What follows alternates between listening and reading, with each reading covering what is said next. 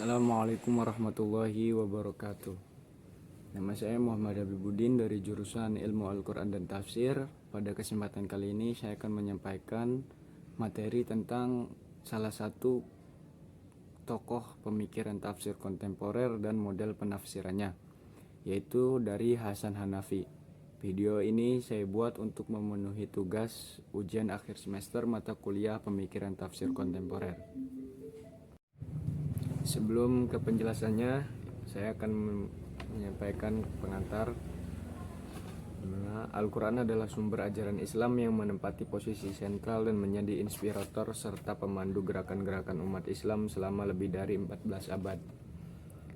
Adagium ini menunjukkan bahwa pemahaman terhadap Al-Quran sangat menentukan bagi maju mundurnya umat Islam. Al-Quran melalui salah satu ayatnya memperkenalkan diri sebagai hudan atau petunjuk bagi umat manusia. Penjelasan terhadap petunjuk bagi umat manusia itu dan sebagai Al-Furqan, karena fungsinya yang sangat strategis itu, maka Al-Quran haruslah dipahami secara tepat dan benar. Artinya sejauh mana pesan-pesan itu dapat dipahami dan diimplementasikan di kehidupan praktis sesuai dengan kebutuhan yang dirasakan. Dengan demikian metode penafsiran bukan sesuatu yang bisa diabaikan begitu saja. Hasan Hanafi sebagai salah satu pemikir kontemporer muslim yang dikenal cukup banyak menggeluti perumusan isu-isu metodologis seputar hermeneutika Islam atau Al-Quran, juga akrab dengan problem konkret seperti keterbelakangan, kemiskinan, buta huruf, penindasan, hingga penjajahan multidimensi. Mendorongnya untuk merumuskan sebuah metode pembacaan teks yang berpijak pada kenyataan-kenyataan aktual dan real, yaitu hermeneutika empiris Al-Quran. Bedanya dengan rumusan lain adalah bahwa hermeneutika Hanafi ini di samping berangkat dari realitis empiris kemanusiaan juga sampai pada perumusan untuk kepentingan transformasi sosial.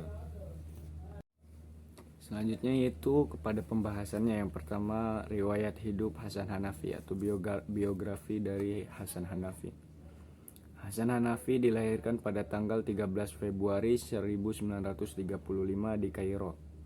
Sejak kecil, Hasan Hanafi dihadapkan pada kenyataan-kenyataan hidup yang pahit karena dominasi penjajah dan pengaruh politik asing lainnya. Ketika umur 13 tahun, ia pernah mendaftarkan diri menjadi sukarelawan perang melawan Israel pada tahun 1948. Sejak kecil, ketika Hasan Hanafi duduk di sekolah tingkat menengah SMA atau tingkat SMA pada tahun 1951, Hasan Hanafi terlibat perang urat saraf dengan Inggris di Terusan Suez.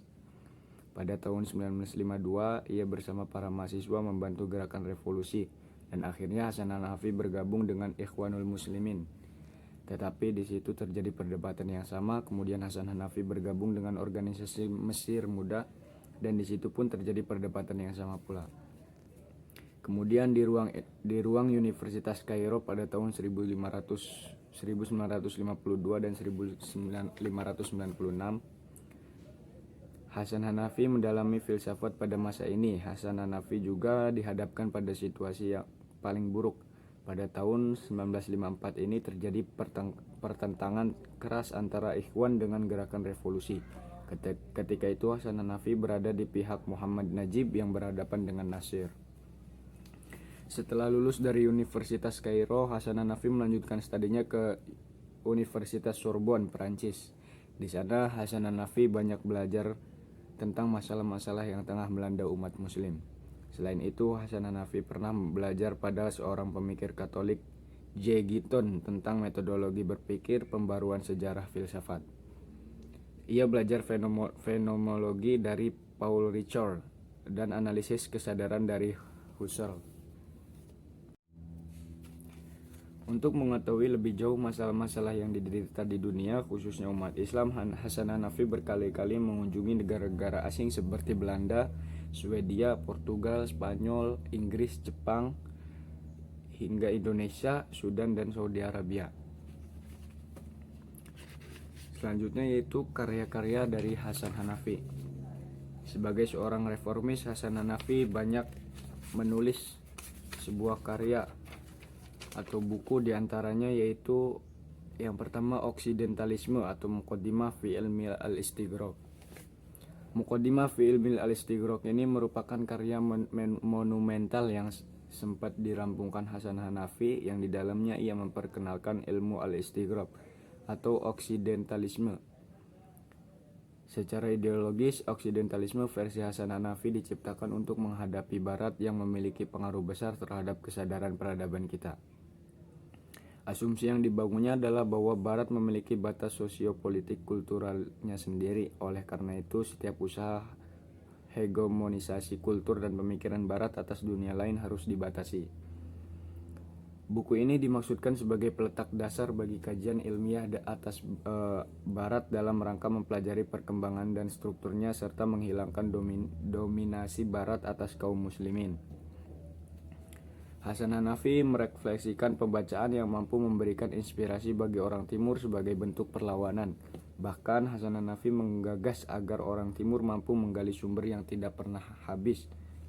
Sebagaimana dalam tulisannya berbunyi, kita sekarang benar-benar merugi, hanya mampu kembali kepada teks-teks dan buku dengan berpegangan pada firman Allah dan sabda Rasulullah SAW, serta tidak mampu mentransformasikan wahyu kepada konsep-konsep atau aspek eksoterisme. Yang kedua yaitu At-Turas wa Tajdid. Periode selanjutnya pada tahun 1980-an, Hasan Hanafi juga mulai mengarahkan pemikirannya pada upaya universalisasi Islam sebagai paradigma peradaban melalui sistematisasi proyek, tradisi dan modernitas. Dalam hal ini, buku At-Turas wa Tajdid yang terbit pada tahun 1980 ini menampilkan makna Turas wa Tajdid. Oleh Hasan Hanafi, At-Turas wa Tajdid dimaksudkan sebagai sebuah rancangan reformasi agama yang tidak saja berfungsi sebagai tantangan intelektual Barat, tetapi juga dalam rangka rekonstruksi pemikiran keagamaan Islam pada umumnya. Hasan Hanafi merumuskan eksperimentasi At-Turas wa Tajdid berdasarkan 3 agenda yang saling berhubungan secara dialektis. Pertama, melakukan rekonstruksi tradisi Islam dengan interpretasi kritis dan kritik sejarah yang tercermin dalam agenda apresiasi terhadap khazanah klasik atau maufiquna min turas wal qadim. Kedua, menetapkan kembali batas-batas kultural Barat melalui pendekatan kritis yang mencerminkan sikap kita terhadap peradaban Barat atau maufiquna min turas al-gharb. Agenda terakhir ketiga yaitu upaya membangun sebuah hermeneutika Al-Quran yang baru mencakup dimensi kebudayaan dari agama dalam skala global. Agenda mana memosisikan Islam sebagai fondasi ideologis bagi kemanusiaan modern. Agenda ini mencerminkan sikap kita terhadap realitas, yaitu maufiquna min al-waqi. Jadi ada 3. Yang pertama itu maufiquna min turas al-qadim, yang kedua maufiquna min turas al-gharib, dan yang ketiga maufiquna at-turas min al-waqi. Karya yang ketiga yaitu Al-Yasir al-Islami atau Kiri Islam. Itu sebuah karya yang berbau ideologis golongan kiri. Kiri Islam muncul atas dasar telaah terhadap sejumlah program modernisasi dalam masyarakat kita. Pertama, modernisasi cenderung terkait dengan kekuasaan yang mentransformasikan Islam ke dalam situs keagamaan yang menekankan pada akhirat, dan sebaliknya, realitas Islam bertentangan dengan sistem Islam. Kiri Islam tampil menentang peradaban Barat dan berubah untuk menggantinya. Al-Afghani memusatkan perhatiannya pada imperialisme militer pada zaman penjajahan. Nah, tugas Kiri Islam adalah mendefinisikan kuantitas Barat, yakni mengembalikannya ke batas alamiahnya dan mengakhiri mitosnya yang mendunia. Barat berada pada pusat peradaban dunia dan ingin mengekspor peradaban kepada bangsa-bangsa lain. Barat juga menyediakan model pembangunan sebagai alat untuk menguasai dan menghilangkan kekhasan bangsa-bangsa lain. Akibatnya, bangsa-bangsa non-Barat tidak mampu menentukan nasib dan menguasai kekayaan mereka sendiri. Adapun yang terakhir yaitu tentang model penafsiran Hasan Hanafi. Meski Hasan Hanafi lebih dikenal sebagai seorang filsuf ketimbang hermeneutik, Namun tulisan-tulisannya terutama trilogi disertasinya menunjukkan bahwa beliau termasuk tokoh yang cukup bahkan sangat intens di bidang metodologi, dialog teks, teori pemahaman atas teks atau teori hermeneutika. Berbeda dengan tokoh-tokoh penafsir lainnya, Hasan Hanafi dengan tidak tanggung-tanggung coba membangun metodologi penafsirannya di atas sekurang-kurangnya dua pilar umum, yaitu khazanah klasik Islam dan khazanah modern Barat. Menurut Hasan Hanafi, penafsiran tematik amat cocok untuk melengkapi kekurangan metode klasik, sebab metode ini berusaha menghindari penafsiran yang bertele-tele sekaligus mengarahkan perhatian pada tafsir tema-tema sosial Al-Quran. Sebagaimana diketahui bahwa metode tafsir tematik dalam format dalam prosedur yang jelas belum lama lahir, tokoh yang pertama kali memperkenalkan metode ini adalah Al-Jalil Ahmad As-Sa'id Al-Qumi, ketua jurusan tafsir Universitas Al-Azhar. Sebagaimana diketahui bahwa metode tafsir tematik dalam format dan prosedur yang jelas belum lama lahir, tokoh yang pertama kali memperkenalkan metode ini adalah Al-Jalil Ahmad As-Sa'id Al-Qumi, ketua jurusan tafsir di Universitas Al-Azhar. Adapun prosedur penafsiran dengan pendekatan tematik adalah sebagai berikut. Yang pertama, menetapkan masalah yang akan dibahas atau topik. Kedua, menghimpun ayat yang berkaitan dengan masalah tersebut. Kemudian menyusun runtutan ayat sesuai dengan tempat turunnya ayat disertai pengetahuan tentang asbabun nuzul. Memahami korelasi ayat-ayat tersebut dalam suratnya masing-masing. Menyusun pembahasan dalam kerangka yang sempurna, outline. Melengkapi pembahasan dengan hadis-hadis yang relevan dengan pokok pembahasan. Yang terakhir, mempelajari ayat-ayat tersebut secara keseluruhan dengan cara menghimpun ayat yang mempunyai pengertian yang sama ataupun mengkompromosikan antara ayat yang umum atau am dan yang khusus atau khas, mutlak dan muqayyad atau yang lahirnya bertentangan sehingga kesemuanya bertemu dalam satu muarat tanpa perbedaan atau pemaksaan. Metode tafsir tematik memiliki spesifikasi yang tidak dimiliki oleh metode-metode tafsir lainnya. Berikut ini contoh ayat yang ditafsirkan dengan pendekatan tematik mengenai harta anak yatim dengan mengumpulkan ayat-ayat yang memiliki tema yang sama. Yang pertama itu pada Quran surat Al-An'am ayat 152 yang artinya, dan janganlah kamu mendekati harta anak yatim kecuali dengan cara yang lebih bermanfaat hingga ia dewasa. Kemudian ada lagi pada Quran surat An-Nisa ayat 2 yang artinya, dan berikanlah kepada anak-anak yatim yang sudah baligh harta mereka, janganlah kamu menukar yang baik dengan yang buruk. Terdapat 4 ayat Al-Quran yang menjelaskan tentang pembahasan ini. Karena itulah penafsiran Hasan Hanafi atas teks berdasarkan hermeneutika Al-Quran memiliki beberapa karakteristik sebagai berikut. Yang pertama, harus mampu menghasilkan tafsir yang sifatnya spesifik. Artinya ia menafsirkan ayat-ayat tertentu Al-Quran dan bukannya menafsirkan keseluruhan teks. Yang kedua, tafsir semacam ini disebut juga tafsir tematik atau tafsir al-maudu'i, mengingat tidak menafsirkan Al-Quran berdasarkan sistematika konkordansinya, tetapi lebih senang menafsirkan keseluruhan ayat Al-Quran dan tema-tema tertentu. Yang ketiga, hermeneutika Al-Quran Hasan Hanafi ini bersifat temporal atau tafsir az-zaman. Sebagai penafsiran yang berorientasi sosial, hermeneutika tidak diarahkan kepada proses pencarian makna universal. Yang keempat, hermeneutika Al-Quran Hasan Hanafi ini juga berkarakter realistik. Tafsir Al-Waqi, yakni memulai penafsiran dari realitas kaum muslimin, kehidupan dengan segala problematikanya, krisis kesengsaraan mereka, dan bukan tafsir yang tercabut dari masyarakat. Yang kelima, hermeneutik Al-Quran Hasan Hanafi berorientasi pada makna tertentu, bukan merupakan perbincangan retorik tentang huruf dan kata. Hal ini karena wahyu pada dasarnya memiliki tujuan, orientasi, dan kepentingan, yakni kepentingan masyarakat dan hal-hal menurut akal bersifat manusia, rasional, dan natural. Keenam, tafsir eksperimental. Dengan kata lain, ia adalah tafsir yang sesuai dengan kehidupan dan pengalaman hidup penafsir. Sebuah penafsiran tidak mungkin terwujud tanpa memperoleh kesadarannya pada pengalaman mufasir yang bersifat eksistensial. Nah, yang ketujuh itu perhatian pada problem kontemporer. Bagi Hasan Hanafi, seorang mufasir tidak dapat memulai penafsirannya tanpa didahului perhatian dan penelitian akan masalah-masalah kehidupan. Kedelapan, posisi sosial penafsir. Posisi seorang dalam kapasitasnya sebagai mufasir ditentukan secara sosial sekaligus menentukan corak penafsiran yang dilakukan. Penafsiran adalah bagian dari struktur sosial. Apakah penafsir tersebut merupakan bagian golongan atas, menengah, atau bawah?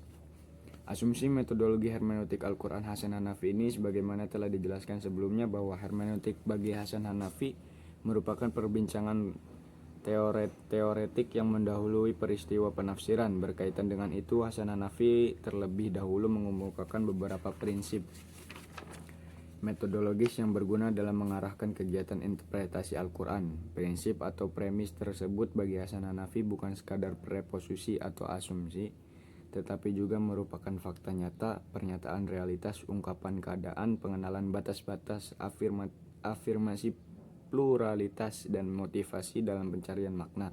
Dengan kata lain, premis-premis tersebut adalah landasan etik dan filosofis dari metode penafsiran tafsir tematik Al-Quran. Guna mengetahui kelebihan model penafsiran tematik, Hasan Hanafi berusaha membandingkan dengan model penafsiran tahlili. Dengan memberikan gambaran model penafsiran tahlili, interpretasi Al-Quran dilakukan dari surat Al-Fatihah hingga surat An-Nas, surat per surat, ayat per ayat, dari kanan ke kiri sesuai dengan urutan surat dalam mushaf. Langsung tafsir-tafsir Al-Quran klasik yang tebal dan besar seperti At-Tabari, Ibnu Katsir, Az-Zamakhsyari, bahkan yang modern seperti tafsir Al-Manar oleh Ar-Rasyid Ridho dan Fi Zilal Quran oleh Sayyid Qutbi menggunakan hal-hal yang serupa. Di samping itu, Hasan Hanafi juga menyampaikan kelebihan dan kekurangan dari model penafsiran tahlili ini. Adapun kelebihan model penafsiran tahlili, yang pertama itu menyediakan informasi secara maksimal tentang teks, sejarah, linguistik atau tata bahasa, dan keadaan sosial. Metode ini juga memberikan pengetahuan yang menyadarkan latar belakang dari teks tersebut secara objektif. Yang kedua yaitu metode ini mengikuti susunan mushaf Al-Quran yang tradisional, di mana hal itu dapat mempunyai hikmah tersendiri menggabungkan genre-genre tulisan-tulisan yang berbeda di waktu yang sama, di antaranya narasi, perintah, peringatan, dan janji. Yang ketiga yaitu metode ini membantu untuk mengerti mentalitas penafsir, sumber-sumber pengetahuan mereka, keadaan sejarah penafsir, dan tingkat pemahaman mereka sejak setiap penafsir merupakan satu sejarah. Metode ini juga membantu untuk mengetahui semangat masa tertentu, kesenian negara, dan periode sejarah. Hal ini menunjukkan bahwa bagaimana kondisi dan sejarah pemahaman wahyu. Meskipun demikian, ada beberapa kekurangan dari tafsir tahlili ini. Nah, di antara kekurangan-kekurangan dari tafsir tahlili ini, yang pertama itu pemutusan tema yang sama di beberapa surat, di mana tema-tema lain dapat menggunakan kesatuan tema utama, contohnya kekayaan, kekuasaan, manusia, alasan, perasaan, individualitas, dan solidaritas sosial. Setiap tema yang digunakan secara terpisah menurut temanya, dan tema keseluruhan dihilangkan di bagian yang berbeda. Yang selanjutnya yaitu kekurangan dari tafsir tahlili ini, ketiadaan struktur tema baik rasional, nyata, maupun keduanya. Sebagai struktur yang memungkinkan temanya berdiri sendiri, memiliki validitas atau pembuktian dari dalam, bukan dari luar, baik pemikiran maupun alami, tidak hanya dalam kitab. Yang ketiga, ketiadaan sebagai ideologi yang koheren, bertalian, atau cara pandang yang global dihubungkan dari aspek-aspek parsial dari tema tersebut menjadi cara pandang global, dimulai dari bagian-bagian kecil hingga menjadi keseluruhan. Contohnya, melihat, mendengar, dan merasakan adalah bagian dari kogni, dan berbicara, berinteraksi adalah aspek yang lain dari kesadaran. Itulah dimensi-dimensi yang berbeda dari individualitas manusia. Yang terakhir yaitu tafsir yang tebal sangat melelahkan untuk dibaca dan sulit didapatkan, dan untuk menyimpan bahkan untuk dibawa. Hal ini membuat pembaca kebingungan berhadapan dengan ilmu pengetahuan yang berlebihan. Kadang Al-Quran tampil sederhana dan mudah dipahami. Jadi kesimpulannya yaitu Al-Quran adalah sebuah dokumen untuk manusia sebagai petunjuk manusia. Namun demikian, Al-Quran bukanlah sebuah risalah mengenai Tuhan dan sifat-sifatnya. Kandungan Al-Quran berguna untuk semua laksana air, merupakan unsur penyebab kehidupan sebagai makhluk hidup di sepanjang masa. Teks hanyalah alat kepentingan, bahkan manusia ambisi. Teks hanyalah bentuk penafsiran yang memberinya isi sesuai ruang dan waktu dalam masa mereka.